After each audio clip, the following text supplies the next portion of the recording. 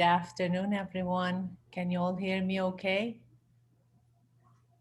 Om Shanti, yes. Yes, yes. Shanti, yes. Yes. Okay. Now that I have your approval and confirmation, okay. So, Om Shanti and greetings of peace to everyone, and welcoming you all to this afternoon's insightful dialogue series. I hope that you're all feeling great and ready to learn about and understanding about cultivating the power of presence.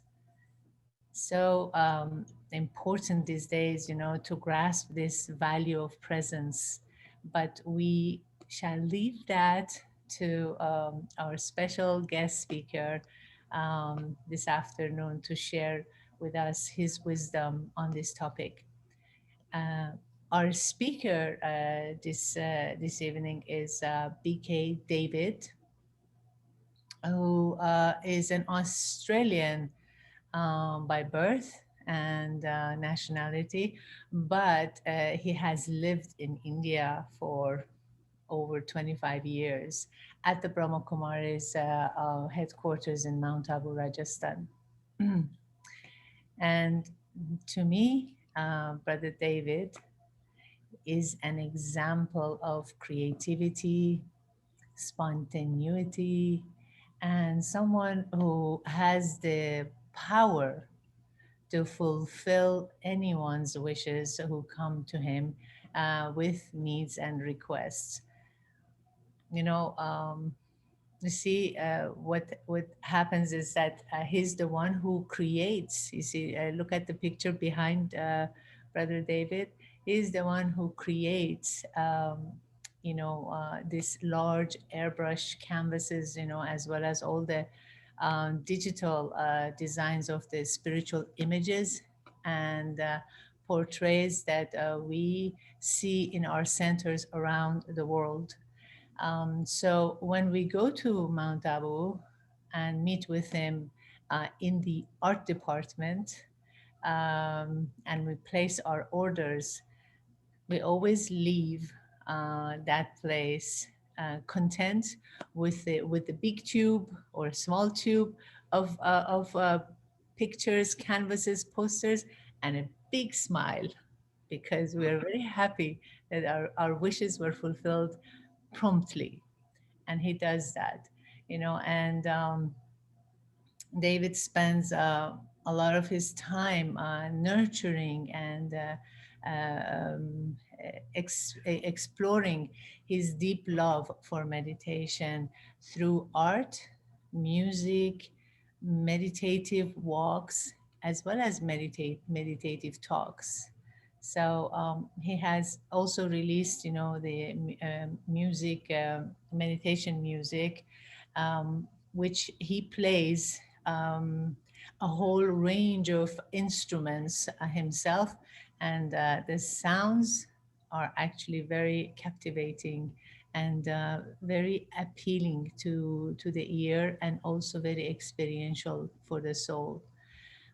So it is our good fortune to have him today with us, and amongst us, as his talent and creativity and love for truth is, to me, um, unlimited and unending. So let us welcome him to this spotlight, and please remain muted throughout, so everyone can benefit without any interruptions. And if you have, at the time of, the question answer session, if you have any questions, do so, express your questions and then go back to mute. So this session gets properly recorded without any background sound. And now, our dear Brother David, please welcome. Thank you, Lisa. Yes, and welcome everyone, and good afternoon. So here in India, of course, it's morning. It's just after 6 o'clock in the morning here.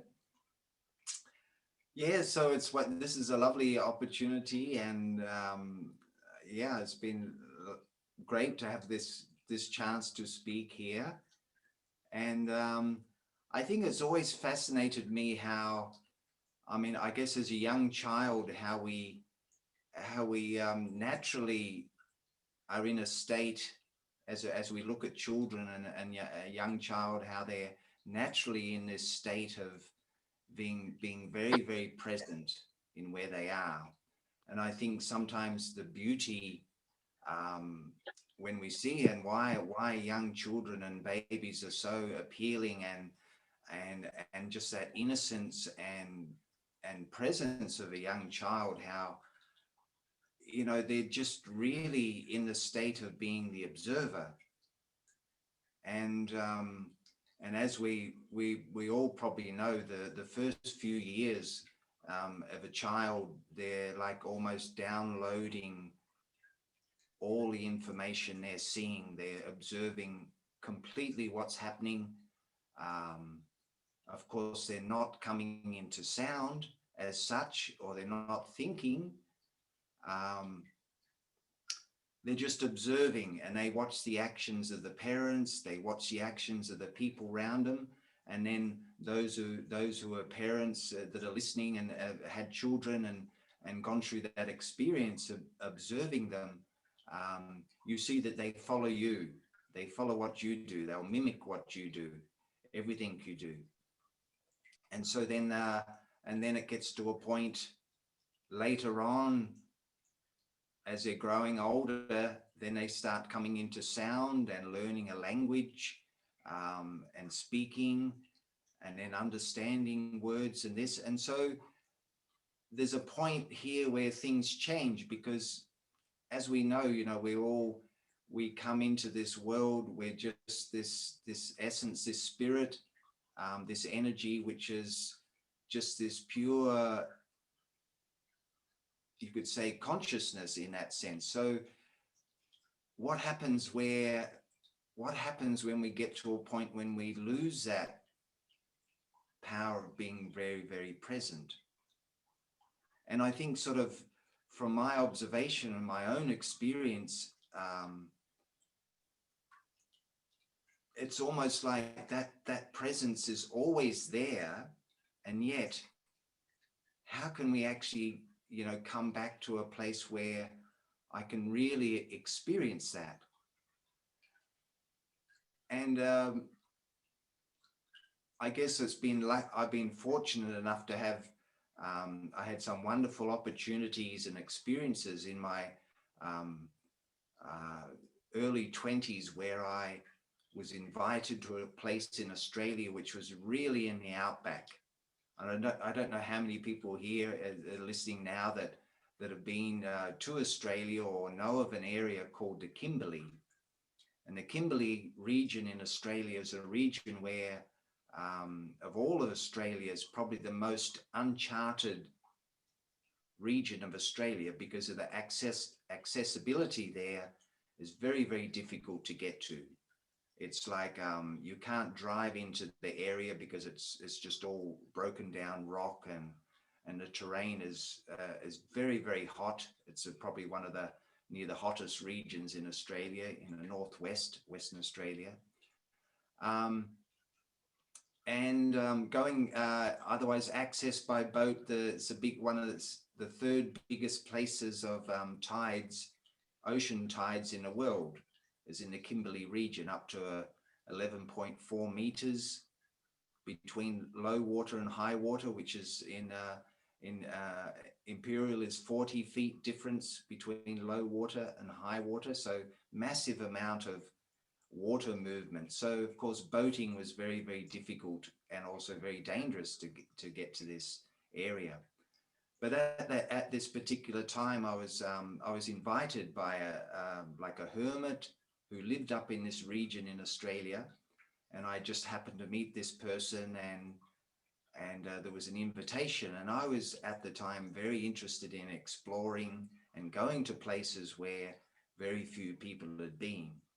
Probably more in the aspect of having an adventure, um, So I got invited to this place, and what was initially turned out to be was going to be 1 week journey to help unload boat supplies and food supplies turned into 1 year.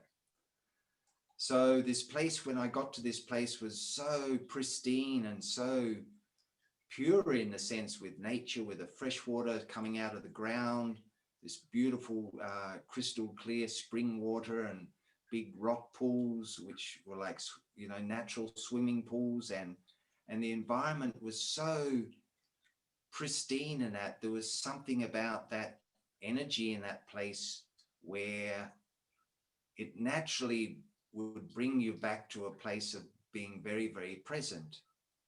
And I think for me, this experience was like a real, well, it was like a life-changing experience, because up until that point, um, the influence of others, the influence of the society which I grew up in, all the things which, where we're grown up into the culture, all these things, of course, have an influence on us, and the way we see others and the way we see the world, of course. Um, when we go into a space where we don't have any of that, what actually happens is we just become influenced by the nature, the elements, and the situation you're in at that point, or in that place. And for me, when I had this experience in the outback, or we say in Australia, out in the bush, um, all those things started to fall away. The influence of others, the influence of where I grew up, and the people, friends, and culture, and all these things disappeared, because you just had the nature and the elements. And of course, what happens then is that then your whole rhythm and routine becomes like another life force in that area, or another presence, you could say, with the animals, the animal kingdom, um, all the different rhythms of the animals and the nature where you are. You begin to observe, you begin to of course, harmonize with that nature and with the other, and when the other animals come out, when they sleep, and all these sort of things which happen in the environment where we're living. So for me, it was like my whole rhythm changed in a sense, and I found that the clock time disappeared, because there was no need to see what time it was. It was like, if you were hungry, you had something to eat. If you're tired, you rested.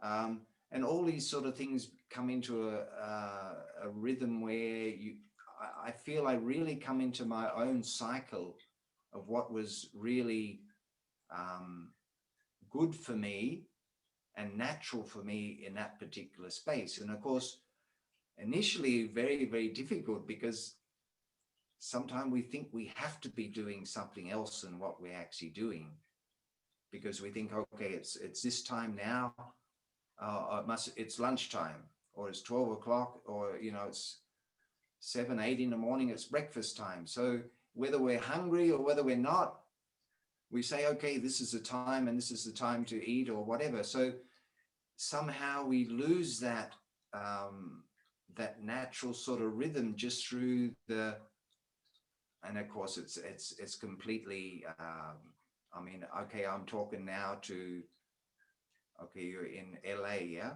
Los Angeles, is it? I mean, this is based, yeah, LA. Um I imagine the people like listening now, and where the world where we're all living in a very different world, yeah, and we're influenced by everything around us as well. So you might be in a place where, if I explain the Kimberley area of Australia, this beautiful natural spring, pristine environment, is that how far away is that type of world where you're living?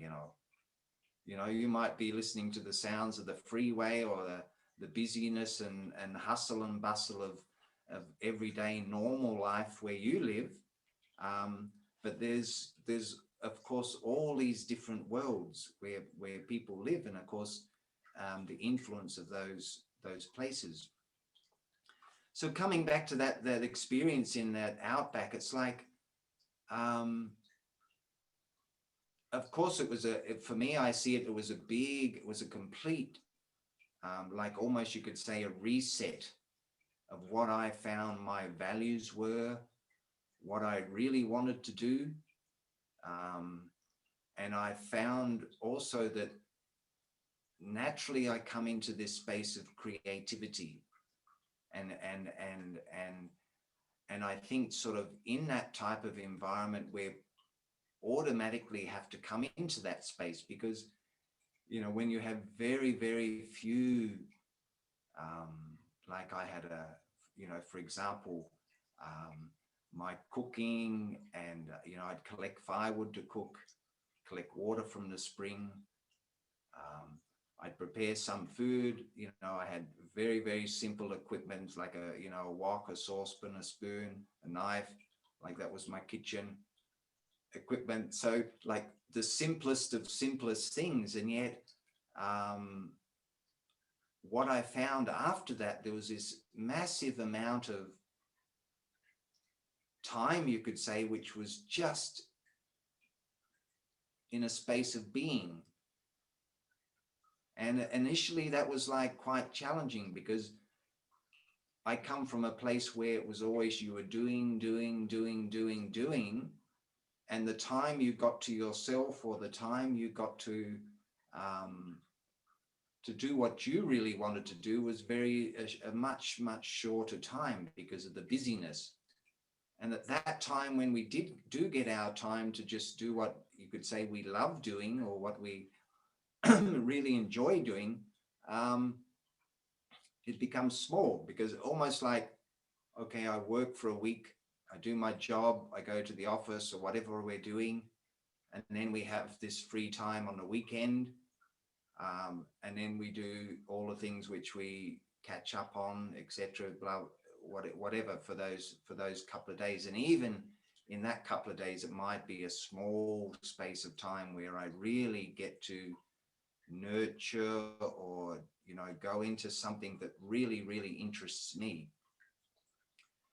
So looking at that example, if I'm come to a space where that becomes opposite, where I'm doing majority of the things which I love doing, and then there might be the small amount of time where I do the things where I feel, like, I have to do, or just to keep in with the system and all that, to get, because naturally we're in this, we're living in this world. And now, of course, with the social media and the technology, of course, in the days when I experienced this in the outback in Australia, there was no cell phones, there was no two-way radio, there was no TV, there was there was nothing from outside. So you're just really in that world where you are. There's nothing outside of that, only your thinking. And of course, this part is the interesting part of cultivating this power of presence, because the thinking part is the most, you could say, most powerful place to be, but also, um, it's also the thing which takes us away from this aspect of being present also. So those of us that maybe listening here, that have, when we go out, or travel, or go on a holiday or a vacation, or we go to a place where it's in the nature, the feeling of that and the beauty of that I think always touches the soul, or our presence, because it's something which is, it's in its own rhythm, and it's in a rhythm where we just enjoy being in that sort of environment where things are as natural as possible, and in a clean and pure environment. Of course, now where we are, how can we develop that where we are? Because we may not have that access to, you know, um, a very quiet place or in the nature like that. We have pockets of it, and I think we all must go to places where we love this place in nature, or even in our own areas where we're living. I think we all have places where we love going, where it's quiet, we can hear the birds, we can hear the nature in a sense. So the change which happens in that spaces means we come back to really being, you could say, naturally being able to be really, really present. And I think, you know, the creative aspects of life, or the creative things we do, I think those things naturally give us the experience of being present. For example, you know, if we're doing things, we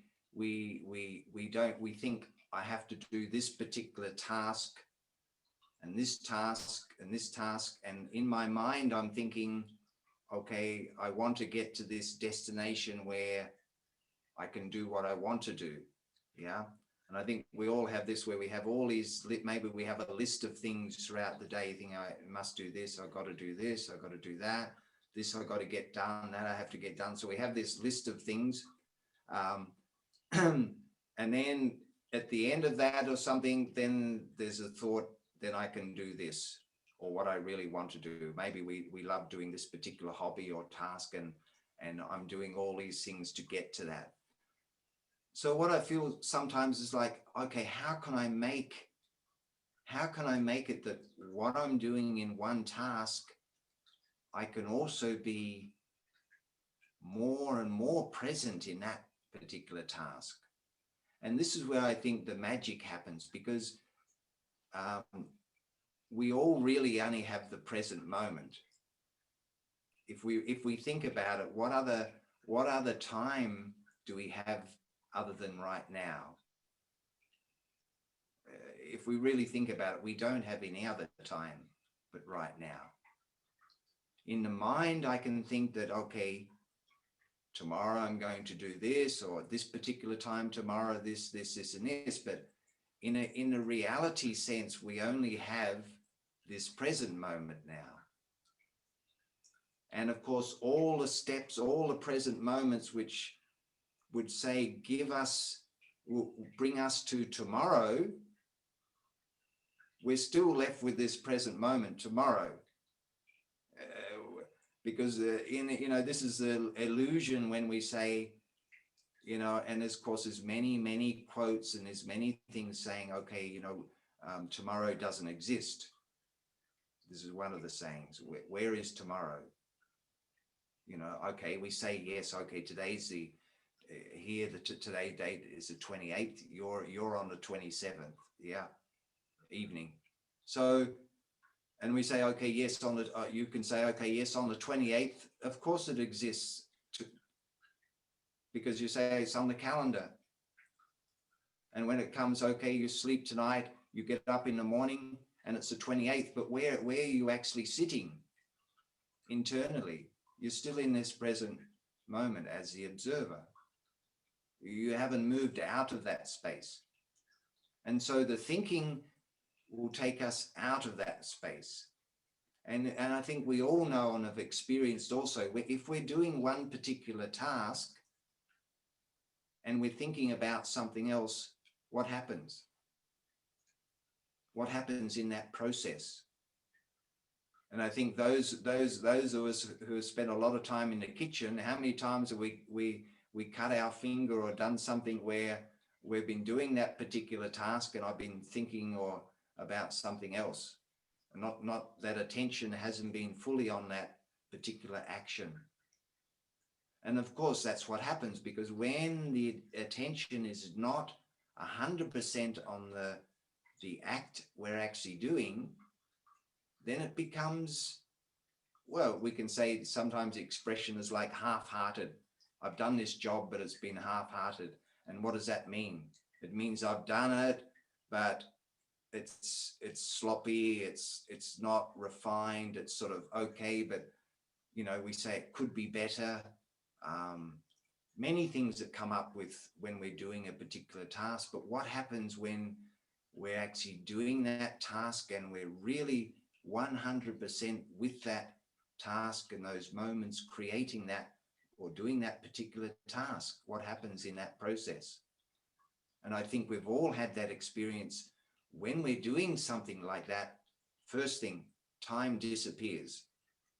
It's gone. There's no question of time because we're 100% present. And in that space of being 100% present, there's no time. It's eternal because the present moment is actually, that's the measure of eternity, is the present moment, which always exists for all of us forever.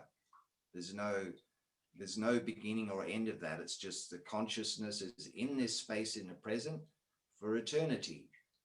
And so when we're doing an action, when we're really seated in that present moment and doing it, of course, the magic of that is that that will also bring others into that space of being 100% present. And I think for meditators, and when we're doing meditation, I mean, how many times have we gone into meditation, and if we got something on our mind that we can say, okay, I sat for half an hour meditation, but yeah, for probably 25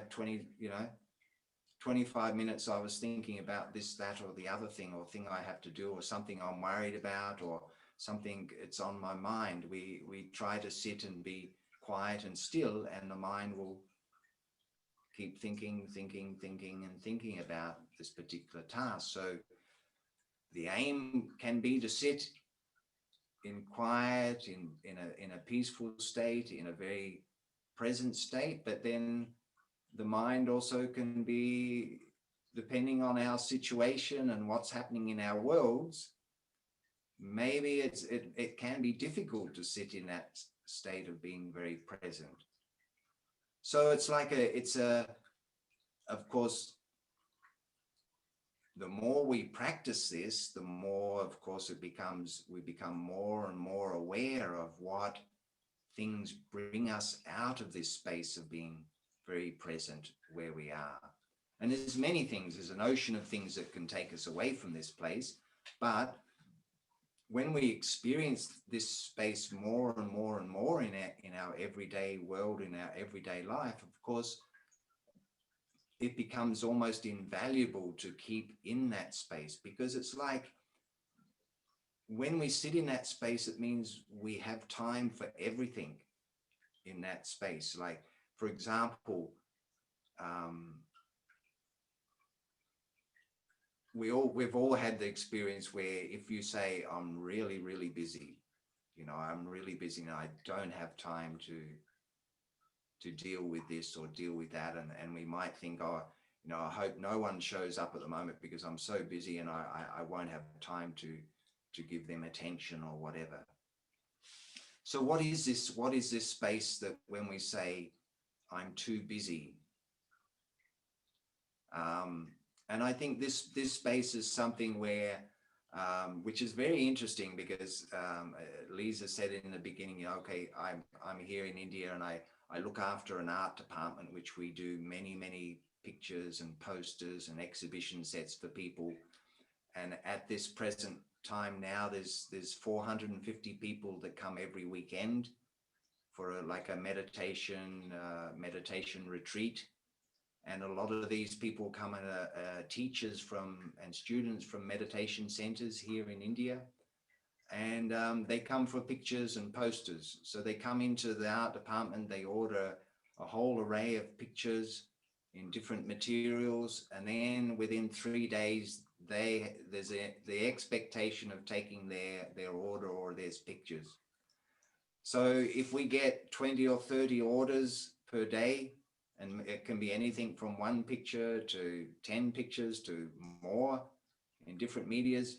So to get those things processed and all that in those 3 days. So it's almost like when we're in a situation where, like every moment and thing is really precious in a sense of that you don't want to waste time in that sense, but also you want to be, and what I've observed also from senior, over my years of senior yogi teachers and people which you look at and observe and admire, that they're sort of cultivated this this presence of being very, very, you could say, even soul conscious. Um, how is it that when we're in this space, we have time for everything and everyone, and yet being so seemingly things happening one after another, meeting one after another person, uh, day in and day out? How do we stay content, peaceful, um, accepting of the other person, giving that full attention to the other person at that time? Um, how is it that we're able to actually really do that? And sometimes we might say, okay, when I'm free and I don't have any other things going on, then I can give that time. But how can I make that so I really have that time and ability to be really, whatever situation comes in front, I can be 100% there. And this, I think, is a real art. How can we bring that into our, um, how can we bring that into our everyday life and our every moment, that I can do this? Because what actually happens when I begin to bring that space more and more, it means then everything I do actually will then become an art. Because in the new world, we say in the new world, the whole world talked about when the first creation, a golden age era. What is it in that world? And if we read about these things of a beginning time when nature was pure, the consciousness was pure, the souls were pure, elements, everything was in its pristine state. What are we doing in that particular state? And it said we're all actually artists in a natural way. Everyone is an artist there. They have the ability to paint, to music, to sing, dance. Whatever the action doing is actually an art. And why is it an art? It's an art because we're naturally in that space of being 100% present. There's no past, and we're not thinking of the future. There's no need. We're just 100% in this present moment and what we're doing and dealing with, because we all know, no, when we do something, we can always deal. What the only thing we can really master, in actual fact, is the present moment. We can't deal with tomorrow. We can't, because it's the unknown. We don't know tomorrow, and that's why I think when we think about, things that sort of somehow in this future realm, we can worry about something, we can be concerned about something that hasn't happened. Say we're concerned about something that might happen, and we worry about, oh, if this happens, what will I do? And if this happens, and I hope this goes right, and all this, like, it's all this projection of something illusionary thing in the future, which can occupy a big space of my mind, and it can cause worry. And I think we've all had this experience where we might be worrying about something. How will something turn out? What will happen if this doesn't happen, or if it does happen? And then it gets to that point, and maybe it's completely different, and we think, oh gosh, I was so worried about this, and actually when it happened, it was actually absolutely fine. But then what happened for all that time I was in the mind? It was creating this visual thing, this sort of whole scenario, this whole array of events, where it actually didn't really exist at all in reality. It just happened in my mind, in my thinking, what the possibilities could have been. So I think this part is the part where um, that takes us completely away from where we are in the present moment. And I think how many times we're just doing this particular task to get to this somehow ideal, which is in the present moment. Because sometimes we think, no, okay, I have an aim of getting to this space, or we all say we all have our complete ideal of where we really would like to be spiritually, mentally. What is our ideal space to be in, where we think, okay, this is what I'm working on now, this is what my aim is in my life, where do I want to actually be, which of course we might have all the things of security, okay, a secure job, finance, a home, this, that, comfortable things, items, all these things. We may think, okay, when I get this, then I'll be okay. When I get this and have this and all, maybe this list of things which we think, okay, that's where I think it'll be comfortable. Um, and then what happens in that process too is that sometimes we do get these things and we think, oh, well, I've got this new thing and I've got this new whatever it may be, and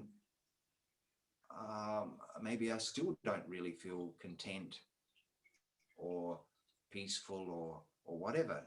And I think we must have read and sort of seen the stories of different people say maybe people have come into a lot of wealth and a massive amount of money where you think, okay, I can buy whatever I want.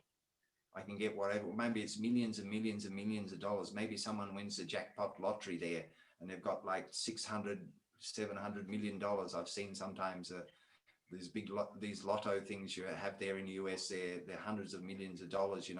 What happens when people win these things in a reality? And most of the time, what I've read, that the happiest of these people are actually the people who've given it all away.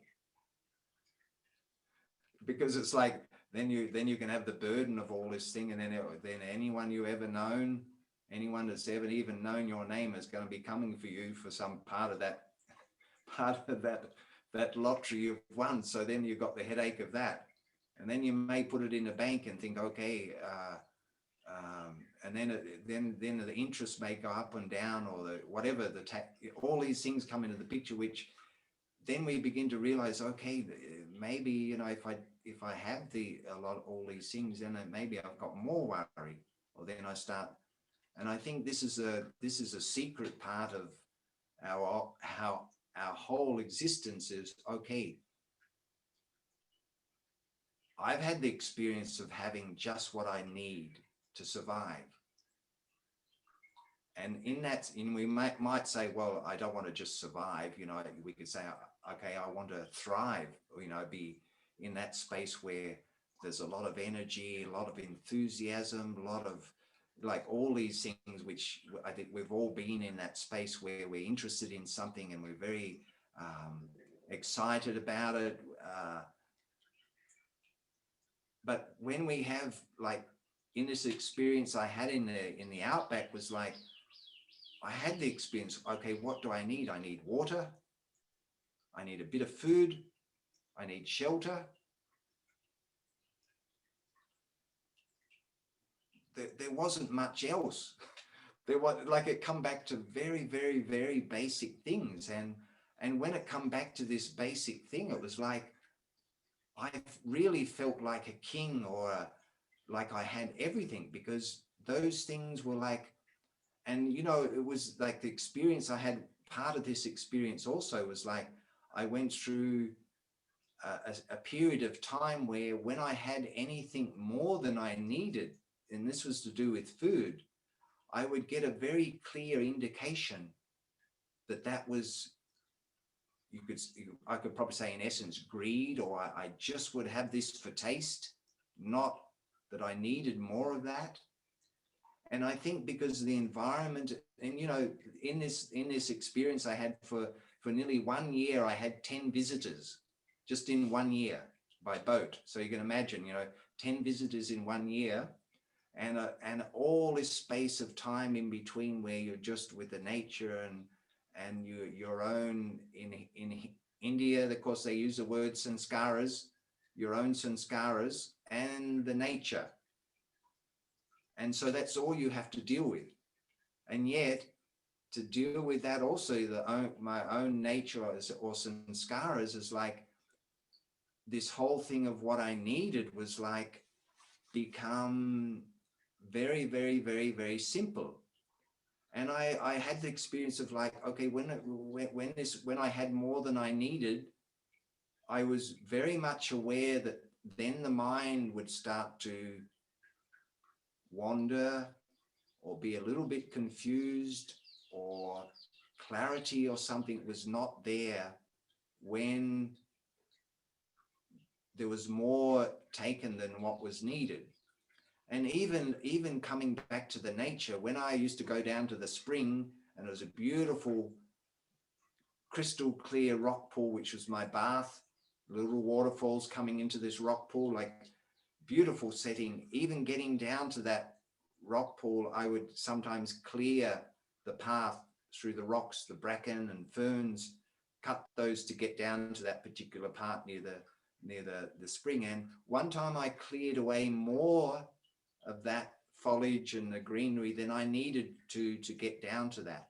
And even that feeling at that time was like it was like almost a violation of the nature, in the sense of I didn't need to cut that much away to get down to there. I only needed this narrower path. And I come into this space, and this space in Australia, you have the Australian Aboriginal people, the Indigenous people, and they see the land as their temple. The land is their temple. So that temple and land provides them with everything they need. Has for, I mean, in a worldly sense, they say thousands and thousands and thousands of years they lived like that in the outback, and they followed the seasons, and they followed they didn't build houses, so they were nomads. But that particular place where I stayed was a sacred site of theirs because of the fresh water. And for me, I felt I was influenced very much by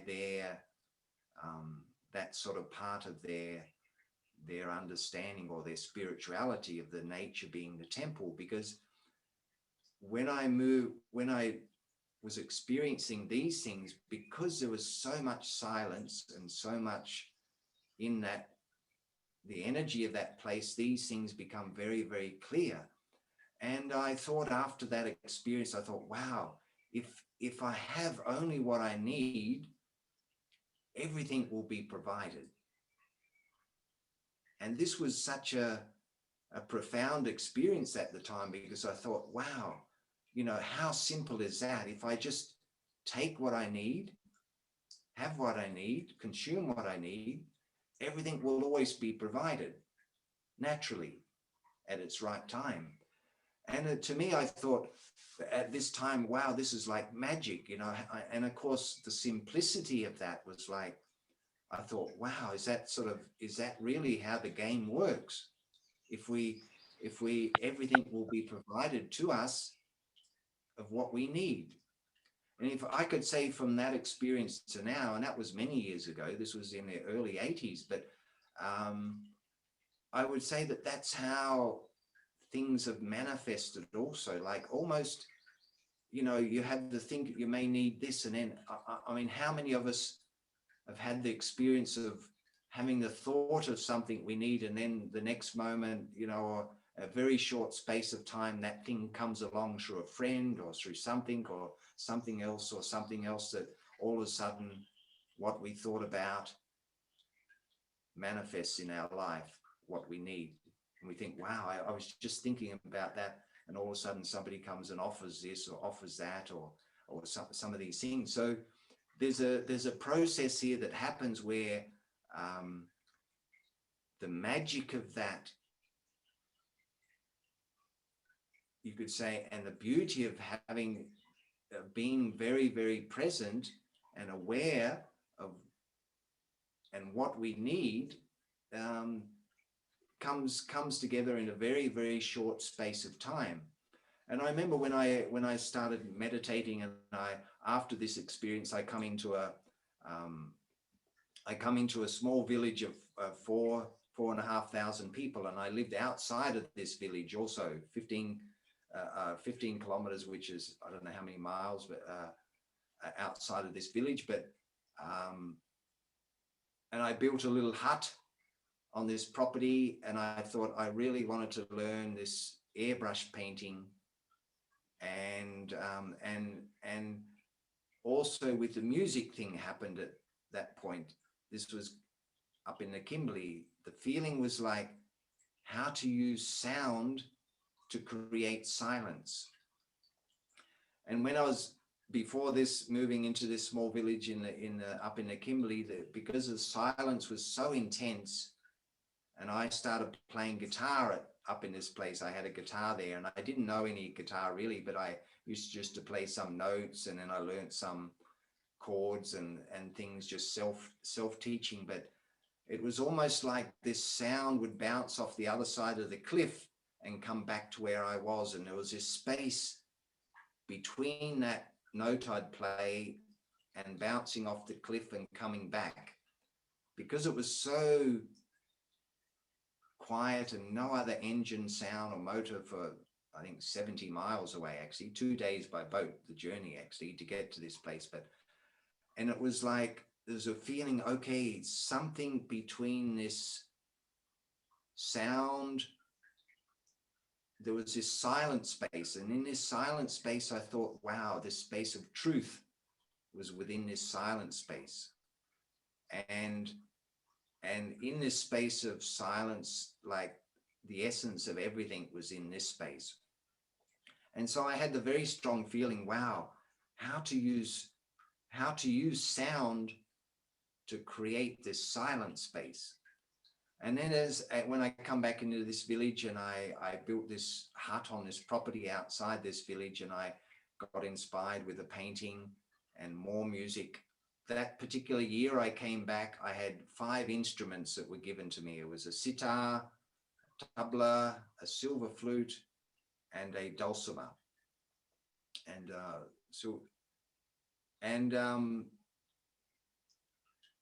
it was like almost, it was like this thing of this experience of this sound and silence. All of a sudden these instruments were given, and then there was a feeling, okay, how to use these instruments to create that space.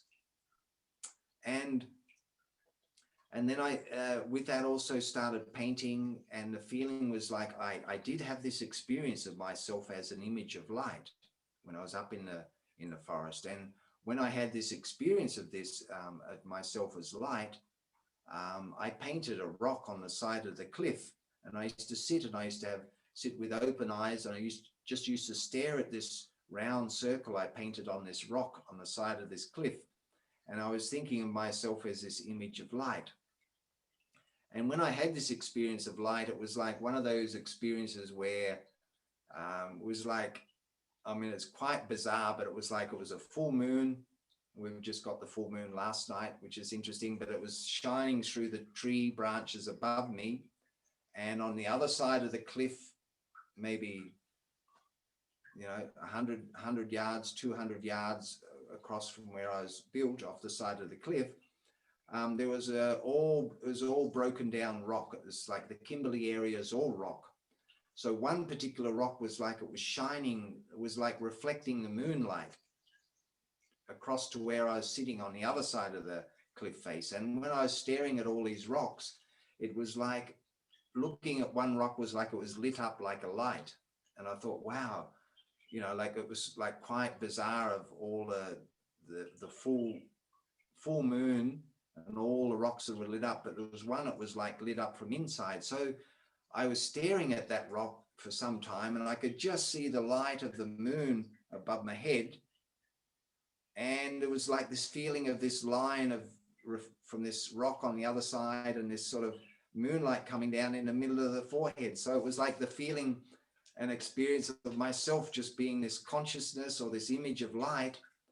And I was up all night that particular night. And the next day I wanted to climb up the other side of the cliff to this rock and and when I did that the next day, this rock was like on a 45-degree angle to where I was sitting. So it was reflecting the moonlight directly to where I was. So I painted this rock. So that become my meditation spot naturally. And I think of myself as light and this whole feeling of being immortal, eternal, like this. So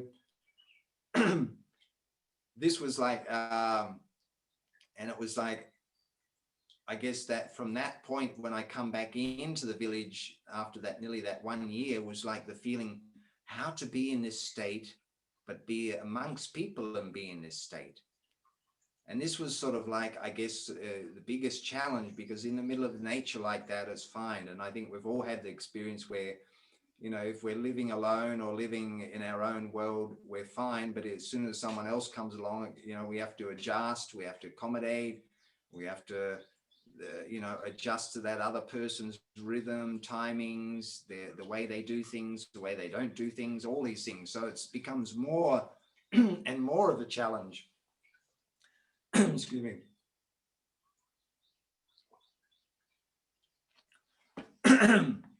And so for me, the thought was, okay, that was fine in the nature, but now how to live amongst people and have this same state. So that was my feeling. And then when I come into this and started painting and with the music, and then there was a feeling I started this meditation of Raj Yoga meditation. One student visited this property I was staying on, and I was at the time painting this image of light, which I had experienced. And this particular Raja Yogi saw this particular picture of this point of light, and he said, "Do you know what you're painting?" And I said to him, "I had this, I had the experience of this, of myself as being light." And he said, "Yeah, this is the image of soul, of Atma, soul, and supreme soul, just like a point of light energy." So I started sharing my experience to this Raj Yogi of what I had of this point of light. And it was very matching the knowledge of Raj Yoga. So as he started sharing this knowledge of Raj Yoga, I started to realize, wow, I was getting inspired and getting invoked, so to speak, from this place in the middle of nowhere of the things of this Raj Yoga. So I started meditating, and for me, it was like I was fascinated, because here it was that I had this knowledge was being given to me in black and white, the knowledge of soul and this divine light, supreme soul, all this in black and white, the knowledge of this, and yet I'd had the experience of that before I got that. So when I started, one of my favorite times of painting was from midnight right through to sunrise, because in that particular place in Australia, the Kimberley area, it's so hot in the summer. It's like it's in the 40 degrees in you know, day in, day out. So that's like 39 degrees Fahrenheit. No, sorry, 100 degrees, 102, 103, 103 degrees. So like super hot. So I used to spend the day, you know, mostly sleeping, and then I'd spend the night painting. So this particular student of Raj Yoga said to me, "Okay, you know, we do this early morning meditation, you know, at 4 o'clock for 45 minutes. And I said, "Fine, I'll just stop my painting." And I used to sit down. I used to put a chrome thumbtack on the woodwork, the railing of the hut I built. And I used to put a candle behind a book, and that would reflect off this chrome thumbtack drawing pin, like this beautiful little point of light, like a little star. So I used to put that at about eye level and sit down, and I used to just stare at this thumbtack, thinking of myself as this point of light, just like this, and this supreme being like this point of light. And I found that, of course, you know, when we start anything new as well, when we have that much enthusiasm and and when we're inspired, I really felt that there was a lot of concentration, and almost to the point where, and I think we've probably all found this as well, when we're really concentrated on something, there's a real magic that happens. And I was very skeptical of any knowledge or any sort of religion or beliefs, or I mean many people came to me of many different faiths and that, and I used to just observe their character, their actions, what they were doing, what they were saying, but maybe you could see they weren't doing. So all of these type things. So I was always like, but what I found when after a short period of time, when I was really focused and concentrated, like visually, mentally, where the mind become very still, very focused, very quiet, there was like, I found that certain things that really used to affect me just didn't affect me anymore. And I thought, wow, and I knew it was because of this concentration. And I remember even at the time, it was almost like I could count the number of thoughts I had in that 45 minutes of meditation. It was almost like there was long spaces of complete stillness and just sitting in complete silence without a single thought for a long period of time. So, and I felt that when these situations would present itself to me throughout the day, and I didn't react, that just didn't emerge, which maybe for years and years and years, I think we all have that as well, where there's some things that really push our button that sort of affect us. And when that comes up, we react again and again and again. But for this experience, it was just like those things just didn't emerge. So I thought, wow, this is great. This meditation's great. It actually works. So that was my initial time of that. So I thought, and of course I continued because of the experience of that. It's like, it was real practical that through that I found that I was actually changing, and certain things which had been, for years and years and years just didn't emerge again. So this is one thing, but to to keep in that space, because that's something which we all know of as well. When certain things happen, if we go to sit down like that and have the aim of really being concentrated, we can't always do that, and probably a lot of the time we can't do that. So we have to bring out, like make our world, in a sense, bring our world back to more simplicity, less things we have to, like, I guess it's we all know in our own world, what things pull our mind, what things pull our intellect, what things, which, and of course, when we have the experience of being very, very present and very, very still, there's a feeling of that this is my original space, this is my original nature, this is probably, you could say, this is a space where my highest aim would actually be to really be myself, to be not influenced by anything, not influenced by old habits or my old nature, which we know as which causes myself some problem or sorrow of some sort, causes others maybe of some sorrow. So when we come onto this, I guess sort of want us to self better ourselves, then it's like the mirror of all these things become clearer and clearer, where what step I have to do next to become more present, more still.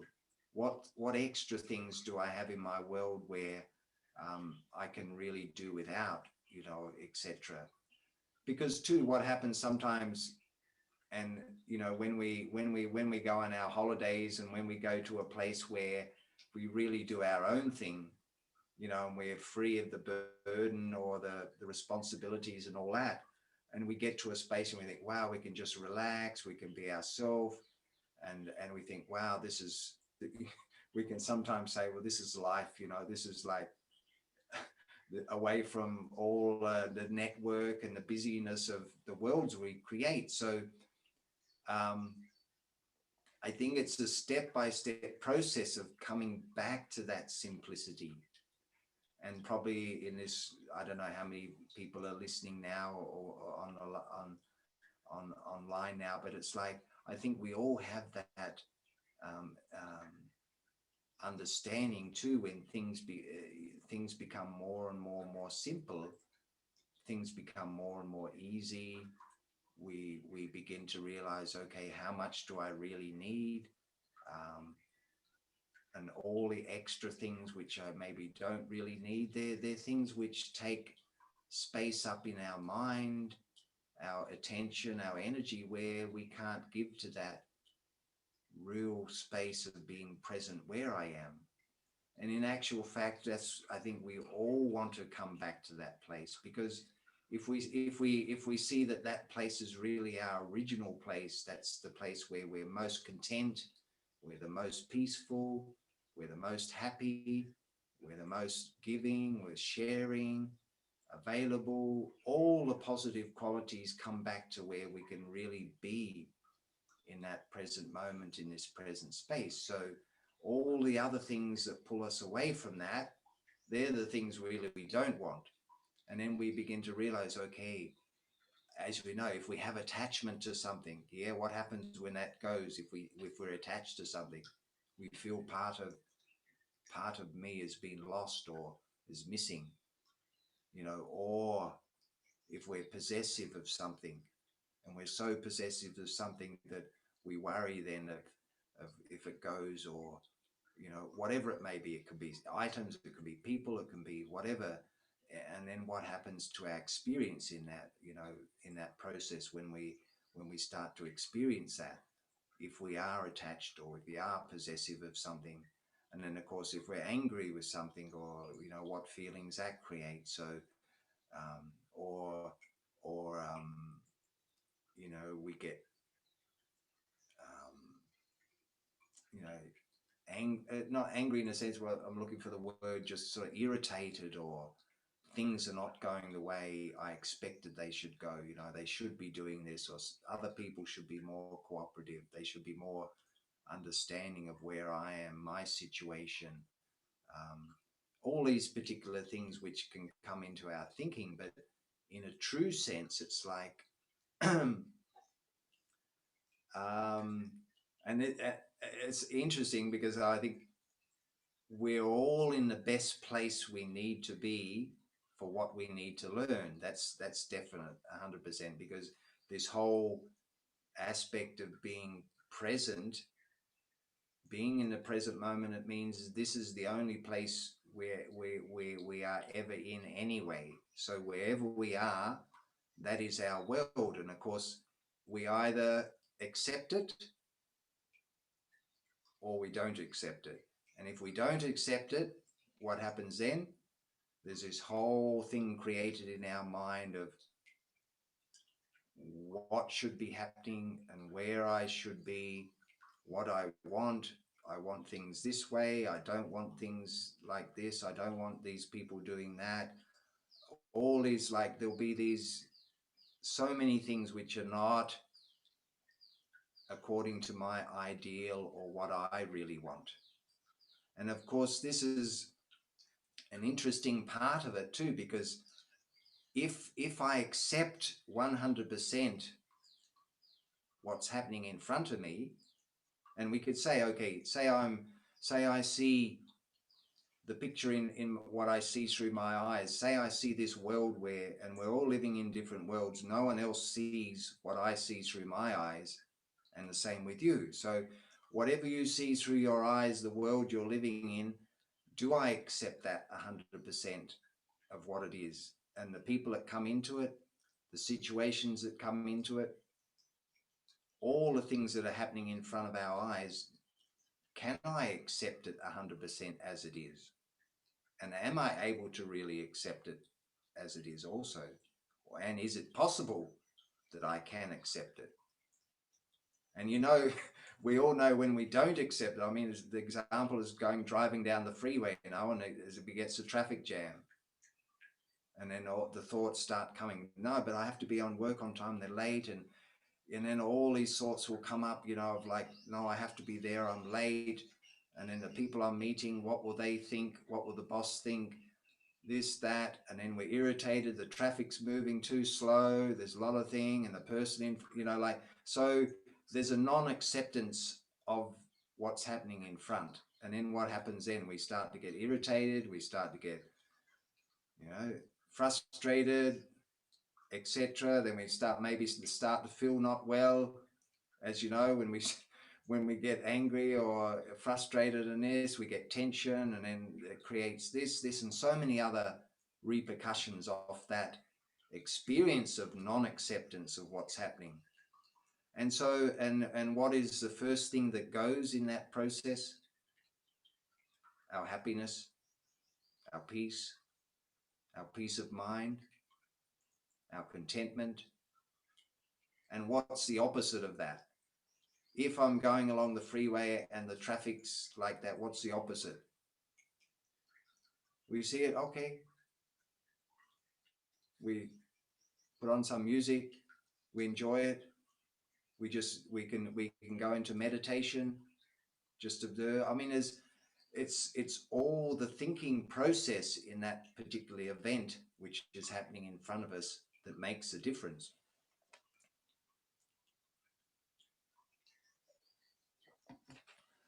And you know it with we all know it when we're in that situation. If we are the one that's really peaceful in that situation, and we got others in our world which are not, of course, when we're in that, just as the observer, observing what's in front, enjoying the scenes, whatever may be happening, when we are able to sit in that space of like really being, like you could say, a detached observer, then we're able to accept everything as it is, and we enjoy it. Somebody comes into our world which is maybe one of these characters which you think, like it's completely opposite to ourselves, and we may think, I would never do something that way, or I don't think like that, or when they start expressing their world and doing what they're doing, and we might even think, I'm glad I'm not like that either.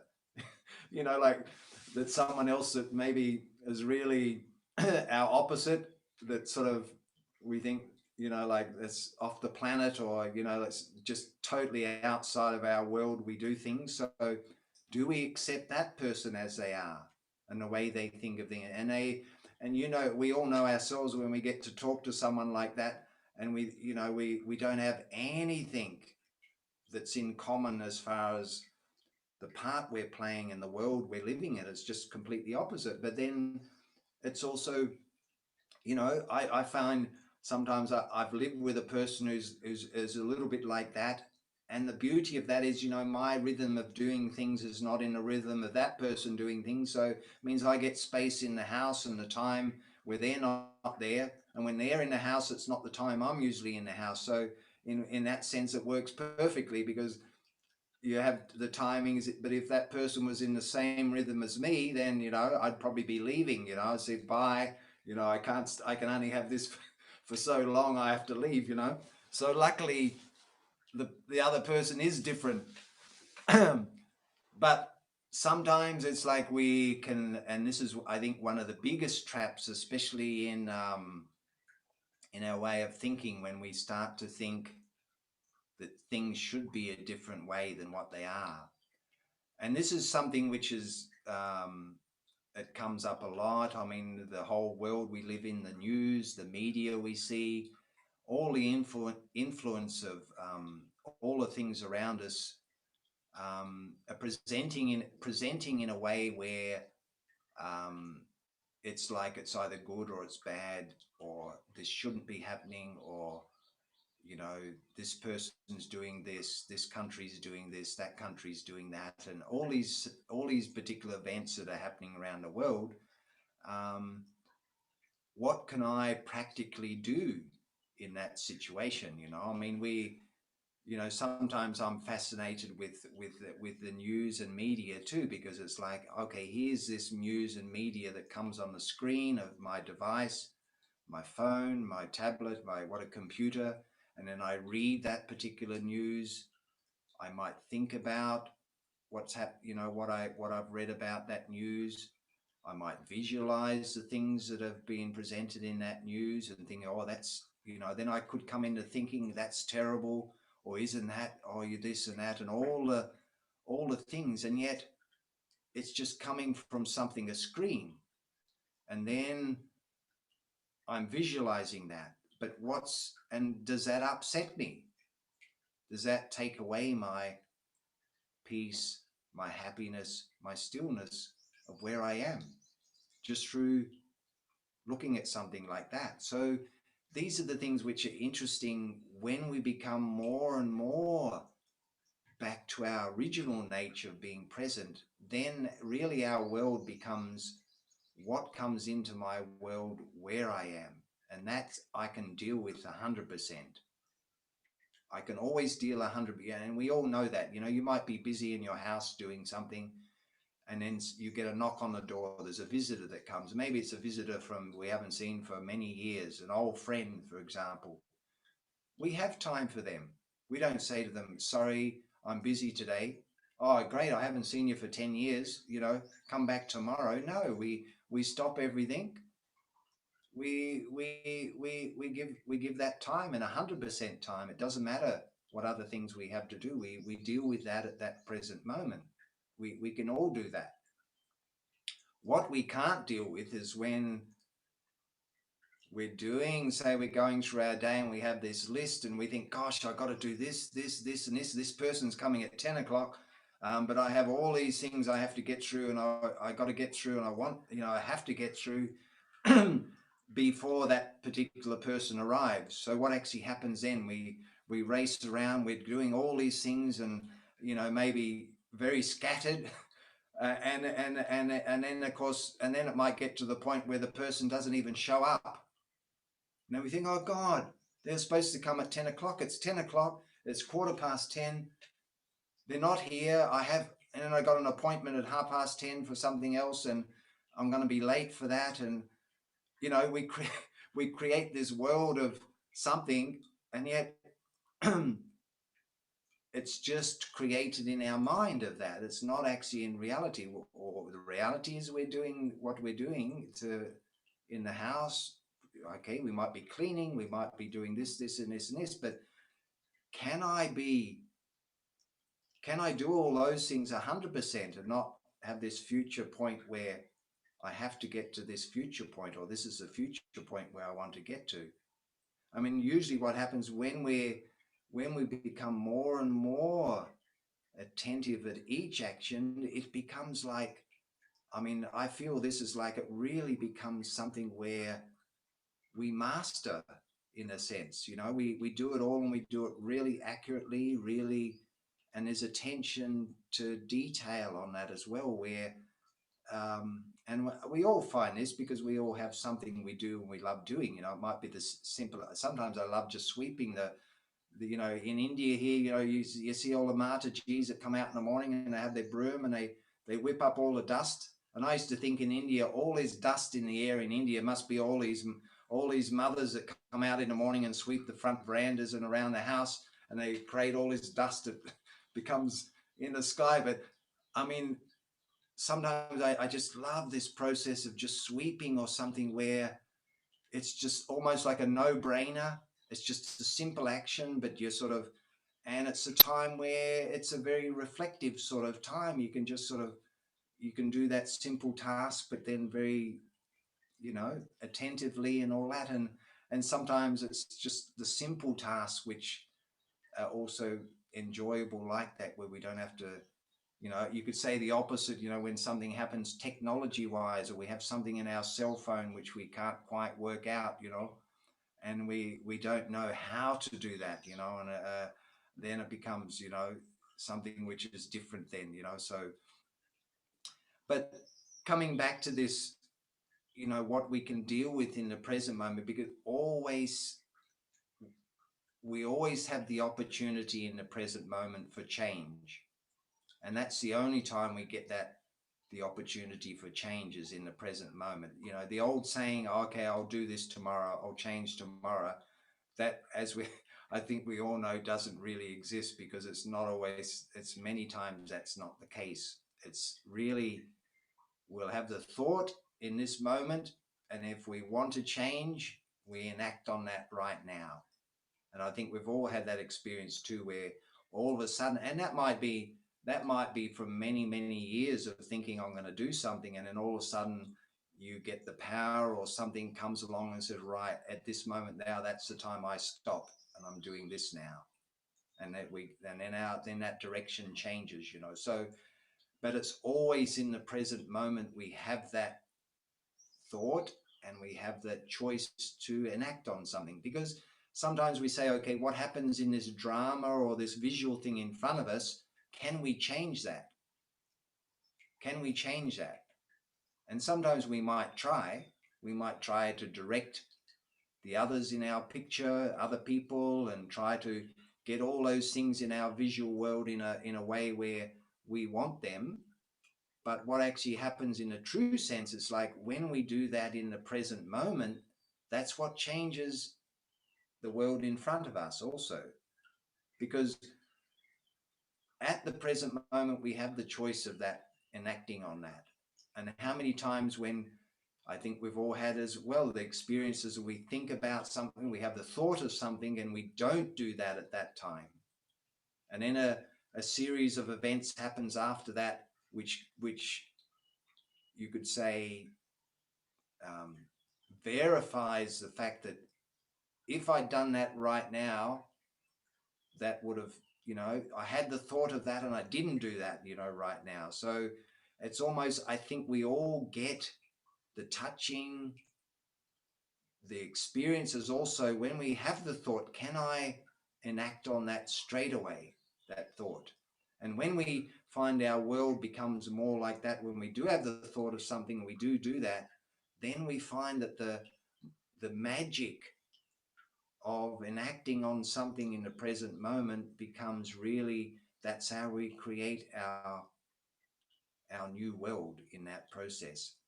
And and that can happen in many different ways of when we, and what happens then, our thoughts, our words and our actions become very, very close together, almost instantaneous. You could say we begin to have less thoughts and less thinking of things, more being, more and more enacting on things, which if a thought does arise of something, we're able to put that into practice at that time. And the opposite is like if we have a lot of thoughts, a lot of thinking, a lot of desires, a lot of things I want to do, all this whole thing in my mind, which my world, which, I'm trying to get to this where I want to be, then how can we enact on all those thoughts and all those things and thinking? We can't. We might say, I've got so much to do, I have to do this again, but then that world of where there's very few thoughts, that thinking process is much, much less, or not even at all, more of space of being, then you could say, I'm meeting the right people at the right time. And you'll feel this as well. Everything's happened completely in a sequence, in a way where I realize that I'm actually creating this also. And this is what happens with with consciousness, in a sense. Even in quantum physics now, they say, okay, the world we're creating is already a blueprint in this ether, in this, it's like it's recorded in this whole, I don't think it's even the dark matter, but in this whole thing that it manifests on this spirit, on this physical plane that is unfolding as we go along in this present moment. Because we know that, okay, things are always changing. That's the only thing that actually is constant in the world, is change. We know that nothing's the same as it used to be. It's always in this perpetual thing of changing. So um, when we're in this aspect of present moment, it means that I always can perform that action almost after just having the thought come, and I can perform that particular action. And then of course, um, we will have more and more the experience of the magic of how things and the synchronicity of things, what they happen in our thinking. How many times have we had the experience when we think of someone and all of a sudden they call us on the phone or something, or someone just appears and we were thinking of that person, or whatever. So there's something that's happening in this thought projection that's connecting with everything and everyone. And it's very interesting too, because I've studied quite a few of which is very interesting, of near death experiences where people have had experiences of being out of the physical body, um, and them coming back and sharing their experiences of that, of a realm which is, they say, is completely, um, and they say that this world we're living in now, everything is connected. Our thoughts are connected with everything, with everyone. It has an impact on everything and everyone. How the creation happens is through our thinking. And so they have this experience. And of course, this is actually what in reality we're doing now. We're creating our future through our thinking, through our thoughts. We create our future, we create our world through that. So, of course, there's been many surveys and many documentaries on. Look at this one, it was just a few years ago, The Secret. Maybe some of you here have seen that, where, okay, most people think of what they don't want. I don't want this, I don't want this to happen, I don't want that, I don't want. So, what is actually happening in that process? We're thinking of all of, we're putting thought energy into things we don't want, but that's what we're creating because we're actually thinking of that. So if we're putting that thought energy into those things, then we're creating those things also. So it's like almost a complete switch. Okay, what do I really want? And sometimes we don't know what we really want. If you ask some people, what do you really want? They say, well, I don't know. I mean, they think, but everyone knows what they don't want. I mean, we all know what we don't want. We don't want this to happen, and I hope this doesn't happen, and this, and if we think of it, what the energy which we think like that is like, it's like the glass half full and half empty. In that mindset, we think we see the glass as half empty, but in the opposite, when we're really present at, we see it as half full. It's an opportunity, or it's half full. So it's the same thing, but the thinking part of it changes, and that's the most important part, is the thinking part, because we all know that when we see something, if we see the positive side of something, then it's always an upliftment, it's always a joy, it's always a pleasure, it's always, we're going to be cheerful, happy, content, all that. If we see it on the other side, then we're going to be miserable, we're going to be discontent, not happy the way things are. How many times have we had situations where, I mean, I have for myself, where it seems the biggest loss of something, a situation happens, we get affected by it, we get disturbed by it, we get disturbed by others, what others are doing, what they're doing to me, maybe purposely trying to be negative, angry, or sabotage. Many things we can say that someone's doing this, and maybe they are, maybe that is their intention too, um, but then after the whole story, we look back and think, wow, that was actually the best thing that could have ever happened.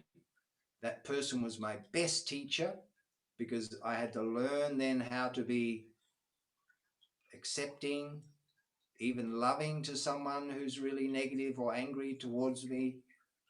Um, and of course, completely accepting of that particular person's part they're playing, not expecting they should be any other way. Why should I expect someone to be a different way than what they are?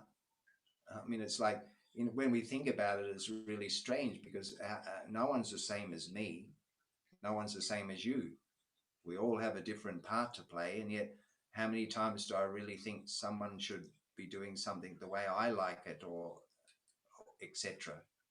So when I had this experience myself, and for years and years and years, this scenario went on 10, 15 years or more. The same story of, like someone not being cooperative, some purposely being negative, purposely going out of their way to irritate you, and all the things, press all the buttons which sort of that would you would react to. And then I got to a point one particular time which was thinking, okay, if I need other help, just get other help. Why am I expecting this person should help? And then a feeling also, okay, whatever we do, we create the fortune we do. Yeah, we all. I think we all can accept that. If we do something, that's our fortune.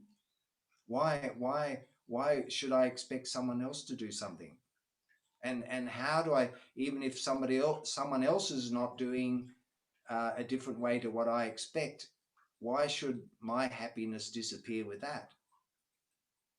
I mean, in a sense, it's really strange when you look back from the experience, because you think, well, of course, why would you feel unhappy for someone else if they're unhappy? Like, but of course, when we're not in our own natural state, that's how we become influenced, because we think things should be a different way to what they are. And then I got to a point where I accepted that person fully as they are, whatever they're doing. I mean, it's not particular what I would do, of course, the opposite way of doing things, but the full acceptance of that particular person's part. Whatever they create, that's their fortune. Whatever energy they give out, whatever thoughts they give out, that's their fortune. It's got nothing to do with what I'm doing. My real world is what I think internally and respond to that. That's what I create myself. So then I realized, wow, because that person was like this, then I was also creating the same negative thoughts. Why is this person doing that? Why can't they be like this? All these things. And of course, that was taking away my happiness and contentment and peaceful state, because I was being influenced by that. And then slowly, when you begin to understand that, okay, I I'm fully responsible for what I create inside myself, and whatever happens outside, in a sense, that is completely separate to that. It's like each one has their own part to play. Each one is a different actor. Each one has a different way of doing stuff, and you harmonize with that also. So when I got to this place, it was like a huge sort of change and almost like somehow the mechanism of that thing switch or change, because then all of a sudden it's almost like another door opens where opportunities come, and you think, wow, it was only created through the way I reacted to that particular situation or circumstances. It was completely my own way of thinking that sort of created that obstacle or disturbance in that. So then you think, wow, okay, and more I feel that this is a real, if we can understand the real depth of the secret of the game or the drama we're in, if we really understand that completely, it means we're really in a space where we do accept everything that's happening as completely accurate for this time now. 100% accurate. There's nothing that's happening in the world today which is not 100% accurate according to this time now. And of course, we can come into the other side thinking of, oh, but there's so many things wrong as well. I mean, it's not paradise, it's not heaven. We we know that, but means it's the acceptance of the game as it is. And then what do I have to do within this game? What's my part? And we know that. I mean, in spirituality, in even the part now which has been remembered throughout history as a time where we become like the guardians or the angels, or that part, playing that part where we're living in a world where things are really upside down according to, you could say, the original world or the golden aged world or paradise world. It's opposite that now, but it's also part of the game. And part of the game now, which we're playing, is the more and more I can be in that, in my original state and really present and in the moment, is means I then become the instrument and the medium to be, to, as like an angel, or that sort of, that presence where we're giving hope to others, we're giving light to others, we're giving that sort of energy where things are all right, even though they may not be. In the world, a lot of things are happening, and we can say a lot of, I mean, of course, in a worldly way of seeing things, we can say, yes, there are a lot of problems, there's a lot of issues, there's a lot of things that are going on, which are, we could say are not right, like that, but then it is still part of the game.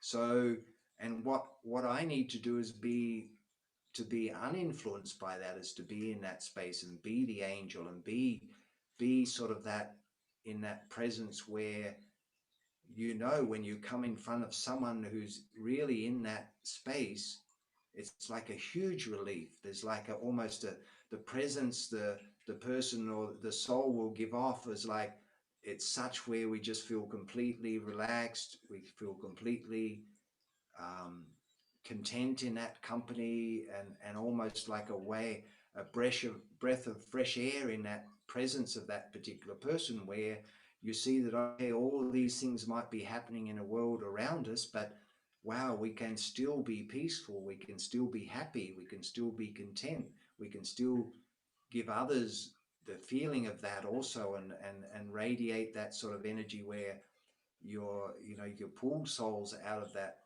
negative spiral of thinking of all the things which may be wrong, or a burden or a problem. So it becomes very, very important to be in that space of the angel, and really in that space of the angel. And if we look at the memorials of the angel, and what is the role of the angel, what is the role of the angel, what it's been remembered as the angel, is means they're a messenger of that divine. So and of course they're living in the world, their feet are always shown above the earth, so we're here, but we're just above everything, so we're not touched by that, the negativity of that, and yet we're in that space where we're the observer. We have a very good connection with that divine source, and when we're connected to that divine source, we're getting what we do at any particular time is going to be accurate, because we're going to be completely synchronized in this present moment with that divine source. And then what we need to do next will be very clear. It'll be we just that becomes the natural flow of things when we're really in this present moment, because it takes a lot to get our world back to being in the present moment and to be in the space of the angel. Because then what are we when we're in the space of the angel mode? It means we're just an instrument. Then we're an instrument for that divine. So then it's like almost, and of course, what is happening in reality, we are in the right place at the right time. We are meeting the right people at the right time. Everything that comes in front of our eyes in our world, we're able to be an inspiration for that, a messenger for that, a hope for that, hope for other people that come in that, because we see things, we see people when they come in, and they, we know ourselves when we look at others around us. You can just have a glimpse of something or someone, and we almost know what stage that particular person's in, just by just a glimpse. We don't need much more, whether they're worried, whether they're concerned, whether they're burden, whether they're really present or they're preoccupied in a lot of thinking, a lot of worry, whatever. So it's like and I remember reading stories of early days in the Brahma Kumaris in Mount Abu, when the founder Brahma Baba was there. They say people used to come in his presence, and all the problems they have would just disappear. Well, they'd forget even what they wanted to ask. The energy would be such where it'd be so powerful in the present moment, and just that our original state of the soul, that what is the problem? The problem would disappear in that space. So, and this is what happens in our world as well. When we come back to that, all the things which, we may think as being a problem actually are not there at all. And sometimes just saying, I think, I'm not sure who wrote the quote, but there was a famous saying, they, of somebody's life, all the problems they had in their life, 99.9% of those problems were illusionary. They were only in the mind. They weren't what happened in a practical form. They were just created in the mind, the problems. So this is what we get back to now. Like, how is it that I'm creating this throughout my thinking, my world?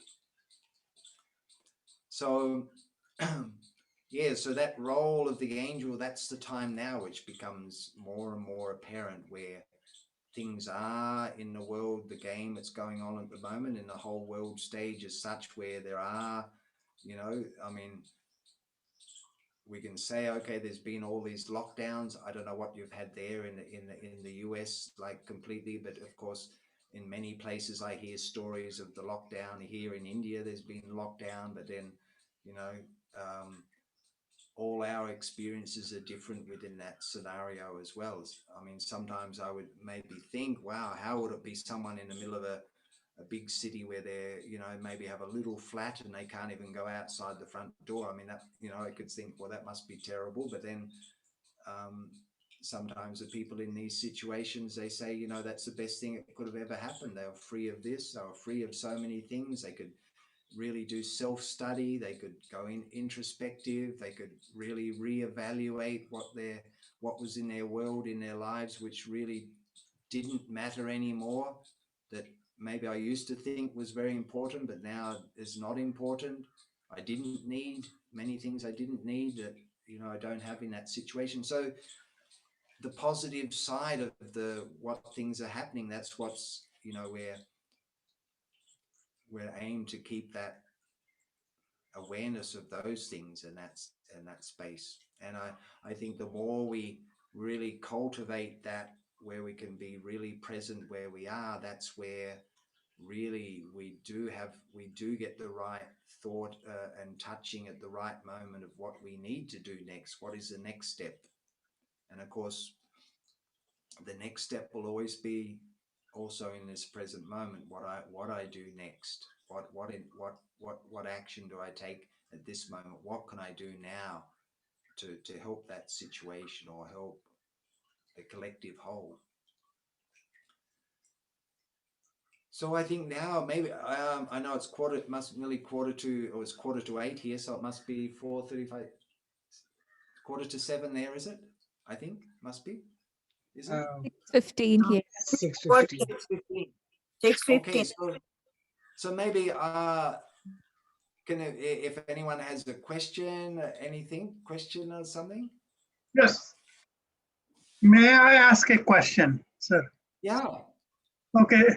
So when you just live in present, how does it affects from the past, and do you not worry about future? Now, it's simple to say that live in present, yes. Yeah, I understand a lot of things which we do sort of create in our mind. I really appreciate that part of it. But I'm just wondering, do we worry about future? And you gave an example of somebody trying to hurt you. So how do you deal with that type of situation? Do you just accept it? not responded, or what? So Yeah. So again, I mean, we can say now, okay, have I ever have I worried in the past about my future?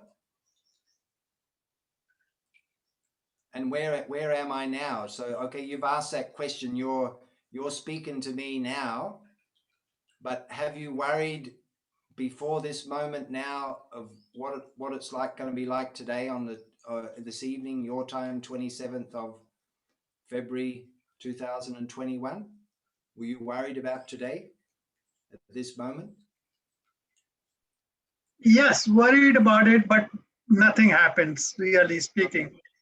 Yeah, So so exactly. So we can have this process of thinking where we worry, we may worry about how things will turn out in the future. But in reality, in a true sense, it's like what I do in this present moment is creating the future also. So if I'm able to do what I'm doing now as much 100% as I can, that is my future as well. Because there's never going to be a thought then that, okay, if I don't do that now, it means that there may be a point of regret in the future also. Oh, I could have done this. I had the thought of doing this, but I didn't do it. So how many times have we heard stories of people have been in this mode, maybe in their last days, where they maybe have had thought all their life of doing something and they haven't done it. So that to me is more the thing of, okay, I feel I don't need to worry about the future as long as I'm 100% doing what I'm doing right now. The future will also be right now, but I mean it'll be in a point where the soul will feel fulfilled in what part it's playing, 100%. Like I'm playing this part now. I've done my best in everything I'm doing, and I put the attention into that. And that's the most important thing I can do, and it's the only thing I can do. Actually, I can't change how you worry about something in the future that doesn't exist. And this is why it says in one of the sayings we have is now or never. What does it mean when we say now or never? It means that I have the thought, I do it now. Otherwise, I never do it. When else would I do it? Because the future still doesn't exist in that saying. It's now or never, because we only have now, and never is never, because it's not out. It's outside of now, which doesn't exist. So it's never. So in that sense, it's like, and I feel, I mean, I think you find yourself when you're doing what you're doing 100%, then you don't have to worry about the future. What do we need to worry about? How many times in the early Yagya where there was times in the early Yagya here where there was very little funds and finance to feed a lot of people. And you could say there could have been concern for worry also, that where's the next food coming from, and we don't have any food, and there's 300 people here living off that, and we don't, there's no food in the store for next week. What are we going to do? This situation happened in the early times of the Yagi here in Mount Abu, and then all of a sudden, when that time of need come along, there's a check in the mail or some post, and they get the money for the food. So it happened. So this is like, you could say, almost like a faith in drama, a faith in the game, that if I am really soul conscious, really present, really connected to that divine source, that whatever I need is really going to manifest in the future. It's going to manifest at the right time. So I think this is more of a faith in the drama rather than worried about what may happen in the drama in the future.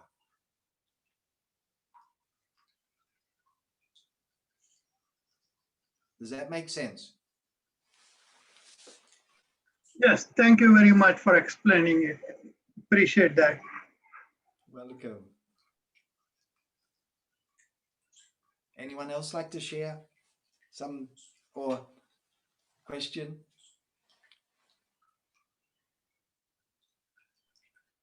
I'm going to ask another question Mm, about experience in terms of when you were there in Kimberley. mm. Uh, I assume that you moved from a hustle bustle life there for about a year or 2 year, whatever period. What motivated you to come back to the hustle bustle life when you were living a life of creativity? Well, it was more the feeling of, I mean, this was great alone, but to be amongst people and have this same space, like state of being. I guess it's like, within, I mean, I could see that I had a lot of sanskaras of like the sannyasi living up in the Himalayas in a cave and all that, and that, which is fine, but then the feeling was like, okay, to be amongst people and have this same stage. So that was more the feeling like that. So, and of course, this is this is always the challenge we have, like, okay, I've had times where I've been in a place. This was in Indonesia, and it was a meditation center in the middle of the main street in the town. It was so busy and so noisy. I first thought, why would you ever have a meditation center here? I mean, there was so much noise and sound of traffic, of people out the front and all that, and you could say, okay, that could be a massive distraction for the meditation, because there was certainly no silence, not certainly no silence externally, but yet I found that I had some of the best meditation there also, because it was almost like all the external sound was there, but then your ability to concentrate was still, you realize that that's not going to be affected by what's happening externally when we're really in that determined thought, determined mode. Whatever is happening externally, we can go internally and really focus and really be present. When we're not having that, when we're not able to do that or haven't cultivated that stage, then of course we can be distracted by anything. Can distract us. Look now, you have your cell phone, you have the ringings and bells, you have a text message, a SMS, a WhatsApp. So many things can be ringing and belling to grab our attention, but I find that the more we focus and train ourselves to be, all that can go on, but we're not going to be ruled, or we're not going to be influenced by that. We do it still in our own time. We do it in a time where we do it not rushed or not pressured by what may be happening around us. So Anyway, the same. one last Go. question. In that series of thought, did you feel that you were communicating with the ultimate, we call God, like when some of the sannyasis, some of the sages, or sometime even an individual in that moment feels that feeling is like communicating to the God ultimate? Would you say that? I feel that time when I was in the forest in the Kimberley, yes, it was like I felt there was a divine presence of something, but I didn't have any knowledge of that, but I just felt there was a presence or an energy which was guiding me, and it was very, of course, very special. But it wasn't until 2 years later I got this knowledge of Raj Yoga that all become clear of who that was, and the whole story, which has unfolded the probably last 36 years for me now in studying Raj Yoga. Yeah, so definitely a presence. And of course, for my part, I needed to do that, obviously, because that was in my part to experience that in the forest like that. Others have the experience of that in the middle of a busy hustle bustle life. So it really doesn't matter where we are, as long as we bring ourselves back to where we can really be um, where we are, 100% where we are, because we all know the space where if we were in a place and we don't really want to be there, how bad that is, what the feeling of that is, where we might say to ourselves, really, I really don't want to be here, or, this is not really happening, or we don't accept that, so that's a big, it's like you have a foot in one boat, one boat in the other, and it's a that can be a nightmare, in that mental state. So it's really, yeah, it's, and of course to share that too, you know yourself, when we know ourselves, when we all must have had that when we started meditation or got interested in spirituality, and we start changing. What's the first reaction of others? Regardless of you saying anything, even if you don't say anything to anyone what you're doing, they will see that you are different. They will see that your actions are different, your way you do things will be different, the way you respond will be different. So then the person might say, wow, what are you doing? You seem to be more peaceful, you seem to be more happy, content. They'll see that. But if you say to them first off, oh, I'm practicing this, then a thought might come up in the other person's mind or some this or some that, or some, like a mental perception of something they may not accept. But what usually people do accept is your actually personal change and the way you respond and all that. And then somebody else might ask, what are you doing? What are you doing that you're doing something different? I know you've changed. You seem more peaceful. You're not like this anymore, etc., etc. So that's the way it happens.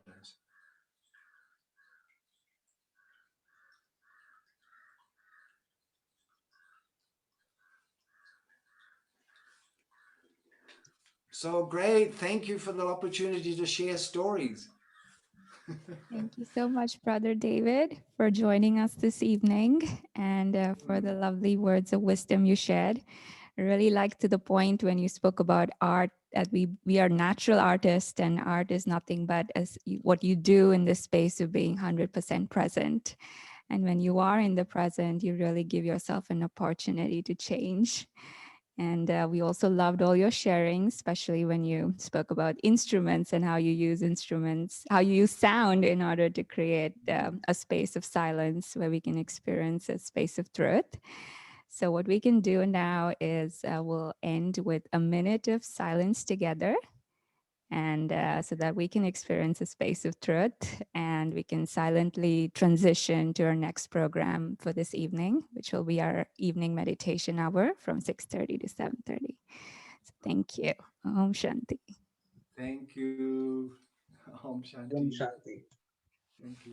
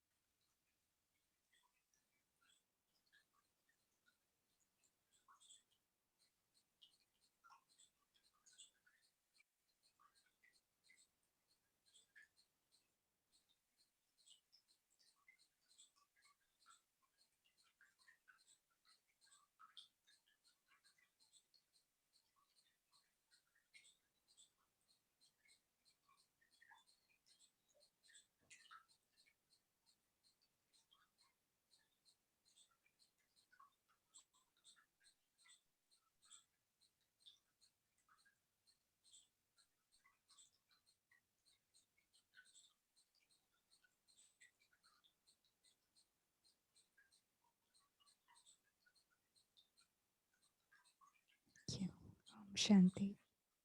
Om Shanti.